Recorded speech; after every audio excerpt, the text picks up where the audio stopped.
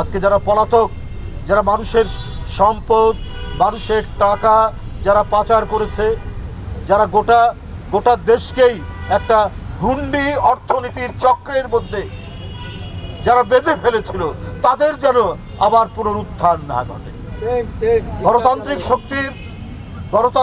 শক্তির সমস্ত আলোচনা সমালোচনা পরস্পর থাকলেও একটা ন্যূনতম ঐক্য থাকতে হবে। এই ঐক্য যদি না থাকে তাহলে সেই ফ্যাসিবাদের পুনরুত্থান হওয়া খুব কঠিন হবে না।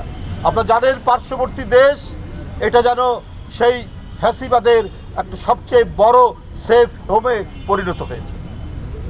দিল্লি যেন এখন একটি সেই ফ্যাসিবাদের কেন্দ্রীয় কার্যালয়ে পরিণত হয়েছে। সুতরাং তারা বসে নেই, তারা নানা কায়দায় নানাভাবে তারা তাদের চক্রান্ত ষড়যন্ত্র অব্যাহত রেখেছে। সুতরাং এটাকে আমাদের সম্মিলিতভাবে মোকাবিলা করতে হবে। গণতান্ত্রিক শক্তির সবাইকে ঐক্যবদ্ধ থেকে এই জিনিসগুলো পর্যবেক্ষণ করতে হবে, এর মধ্যেই করতে হবে। কারণ গণতন্ত্র মানে শুধুমাত্র আমরা কথা বলবো, মত প্রকাশের স্বাধীনতা, নির্বাচন, এগুলো তো অপরিহার্য শর্ত বটেই। এর সাথে মূল যে বিষয়টা সেটা হচ্ছে জনগণের মতামতের প্রতিফলন, জনগণের নিরাপত্তা শুধুমাত্র আইন শৃঙ্খলা সামাজিক নিরাপত্তা নয়, তার সুস্থভাবে বেঁচে থাকা। আজকে পৃথিবীর বিভিন্ন দেশে যে ভয়ঙ্কর উষ্ণায়ন তৈরি হয়েছে, এই যে গ্লোবাল ওয়ার্মিং, এই গ্লোবাল ওয়ার্মিং থেকে মানব জাতিকে রক্ষা করার জন্য আজকে পৃথিবীর দেশে দেশে আপনার গণতান্ত্রিক পরিবেশ দরকার। প্রথমে এই কারণে যে গণতন্ত্র থাকলে মানুষ স্বাধীনভাবে কথা বলতে পারবে এবং রাষ্ট্রীয় অন্যায়গুলোর বিরুদ্ধে সে সোচ্চার হতে পারবে। আপনারা জানেন পৃথিবীর এমনও দেশ আছে, এমনও বৃহৎ শক্তিশালী দেশ যে একাই 28% কার্বন ডাই অক্সাইড সে এমিট করে, কিন্তু কিছু বলার নেই, একাই 28% এমিট করে, এই ধরনের দেশ আছে।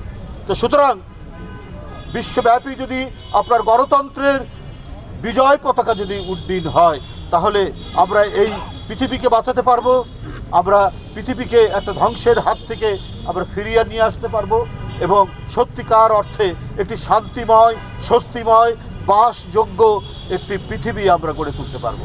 আমি আবারও ধন্যবাদ জানাচ্ছি ফরহাদ হালিম ডালিম সহ তার যে টিম, মুর্শেদ, ডাক্তার আমানুল্লাহ, লুৎফর ভাই এবং আরও যারা তাদের সাথে জড়িত, তাদের এই মহতি উদ্যোগ, এই বৃক্ষরোপণ আজকে আমরা হয়তো আনুষ্ঠানিকভাবে এখানে শুরু হবে, কিন্তু এটা যেন একটা সামাজিক আন্দোলনের মতো এর তরঙ্গ যেন বয়ে যায় সারা বাংলাদেশের।